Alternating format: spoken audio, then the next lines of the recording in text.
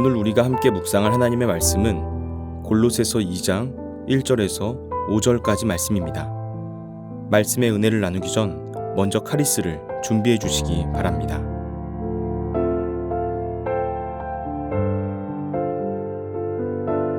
내가 너희와 라오디기아에 있는 자들과 무릇 내 육신의 얼굴을 보지 못한 자들을 위하여 얼마나 힘쓰는지를 너희가 알기를 원하노니 이는 그들로 마음의 위안을 받고 사랑 안에서 연합하여 확실한 이해의 모든 풍성함과 하나님의 비밀인 그리스도를 깨닫게 하려 함이니 그 안에는 지혜와 지식의 모든 보화가 감추어져 있느니라. 내가 이것을 말함은 아무도 교묘한 말로 너희를 속이지 못하게 하려 함이니 이는 내가 육신으로는 떠나 있으나 심령으로는 너희와 함께 있어 너희가 질서 있게 행함과 그리스도를 믿는 너희 믿음이 굳건한 것을 기쁘게 봄이라. 아멘.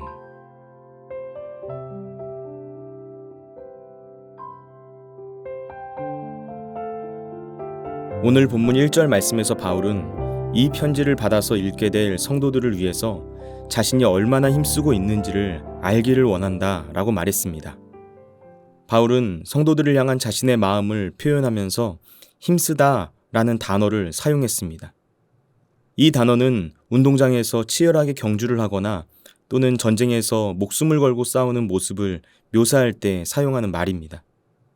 바울은 그런 심정으로 성도들을 돌보았습니다. 마치 전쟁터에 나가서 목숨을 걸고 싸우는 용사처럼 그런 마음으로 성도들을 섬긴 것입니다. 이어서 바울은 성도들을 섬길 때 자신이 어떤 마음으로 섬겼는지 그 심정을 솔직하게 밝히고 있습니다. 내가 어떤 마음으로 사역을 하고 있으며 그들에게 어떤 열매를 기대하고 있는지를 말하는 것이죠. 우리는 이런 바울의 고백을 통해서 진실한 목자의 마음이란 무엇인지를 알 수 있습니다.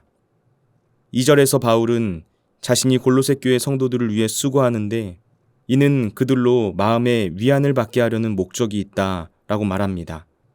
바울은 성도들이 마음의 위로를 얻기를 바라면서 그들을 섬겼습니다. 여기에서 위안을 받다라는 표현은 마태복음 5장 말씀에도 나옵니다. 애통하는 자는 복이 있나니 그들이 위로를 받을 것이며 이 위로는 사람을 통해서 얻게 되는 위로가 아닙니다. 하나님을 통해서 얻게 되는 위로입니다. 바울은 그것을 바라고 있었습니다. 내가 이 성도들을 섬기지만 그들이 받는 위로가 인간의 말이나 지혜나 지식의 차원에서 오기를 바라지 않았습니다. 오직 하나님께서 부어주시는 위로가 그들의 마음 가운데 부어지기를 기대하면서 성도들을 섬겼습니다. 하나님은 우리를 위로하시는 분이십니다.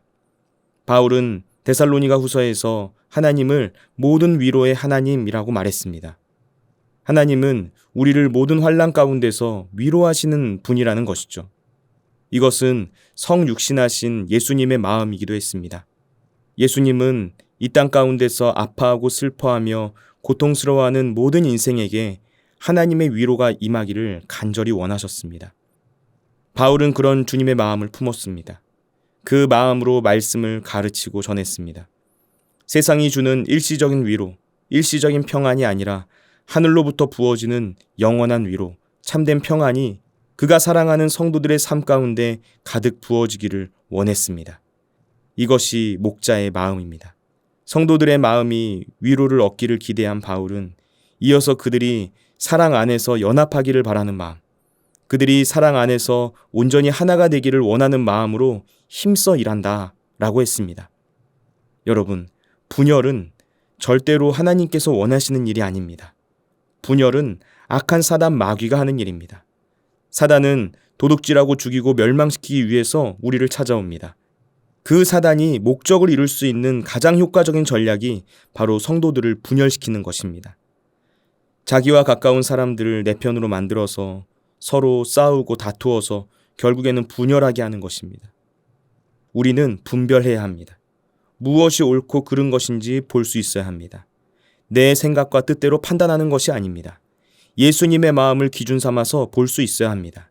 그러면 무엇이 옳은 것인지 보이기 시작합니다. 예수님께서 요한복음 17장에서 제자들을 위해 어떤 기도를 하셨습니까?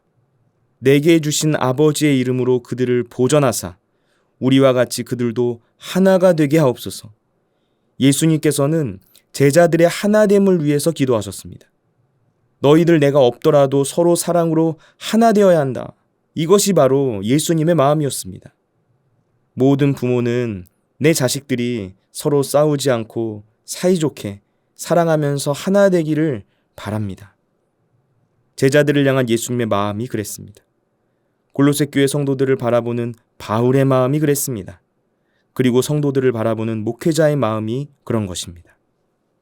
성도들을 향한 바울의 또 다른 마음은 무엇입니까? 2절과 3절 말씀 보면 이렇게 말합니다.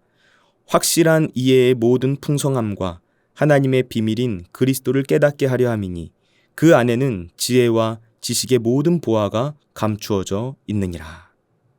바울은 골로새 교회 성도들이 시간이 가면 갈수록 그 신앙의 연조가 길어지면 길어질수록 더 깊이 그리스도를 알게 되기를 바랐습니다. 바울은 예수 그리스도 안에 지혜와 지식의 모든 보화가 감추어져 있다라고 했습니다. 감추어져 있다는 것은 저장되어 있다, 쌓여 있다라는 의미입니다.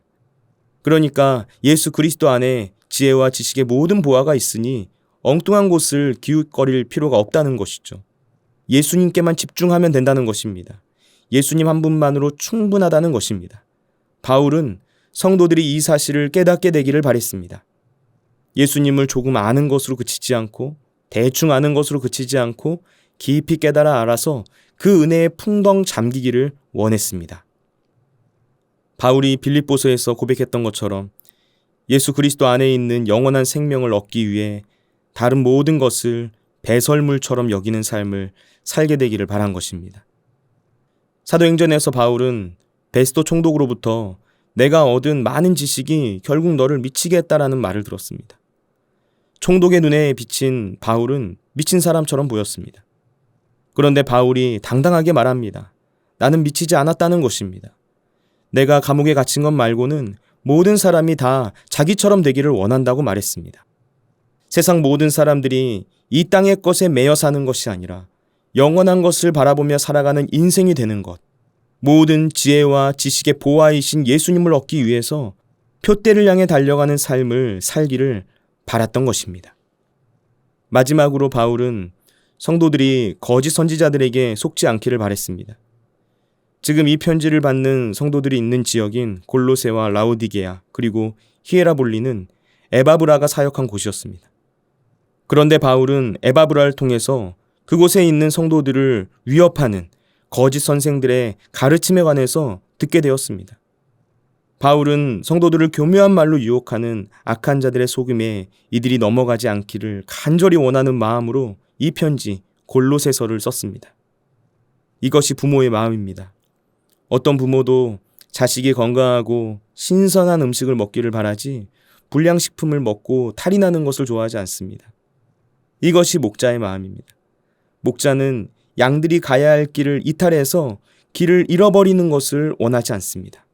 여러분, 바울은 이런 마음으로 성도들을 섬겼습니다. 가끔 목회가 마치 자녀를 양육하는 것 같다라는 생각을 하게 될 때가 있습니다.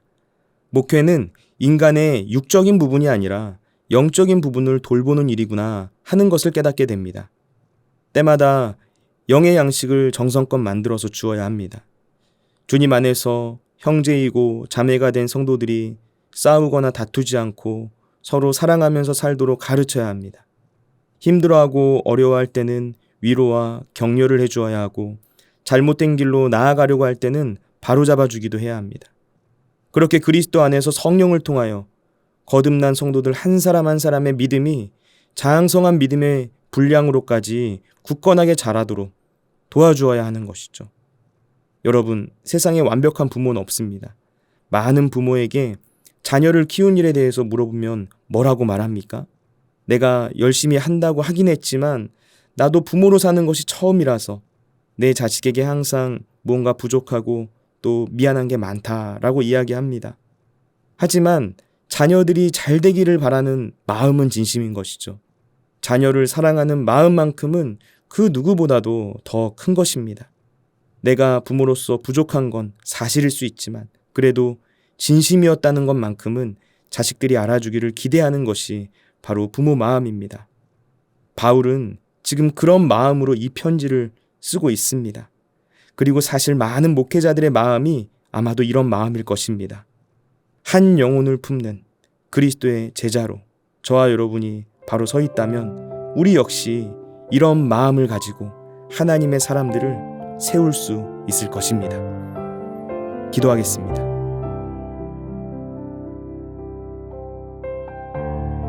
우리를 사랑하시는 하나님 아버지, 오늘 말씀을 통하여 목자의 마음이 무엇인지를 알게 하시니 감사합니다. 우리를 바라보시는 주님의 마음이 어떠하며 또 우리가 그리스도 예수 안에서 어떻게 자라가야 하는지 기대하며 기도하게 하시니 감사합니다. 오늘 말씀을 가슴에 새기며 날마다 주님과 동행하는 삶을 살아가길 원합니다. 우리를 도와주옵소서. 오직 우리 주 예수 그리스도 안에서 믿음이 굳건하게 세워질 수 있도록 붙잡아 주옵소서. 하나님께서 기뻐하시는 장성한 믿음의 분량으로 자라나서 바울이 고백했던 것과 같은 목자의 마음으로 한 영혼을 가슴에 품고 기도하며 돌볼 수 있는 주님의 참된 제자가 되게 하여 주옵소서. 오늘도 우리와 함께 하시는 예수님의 이름으로 기도드립니다. 아멘.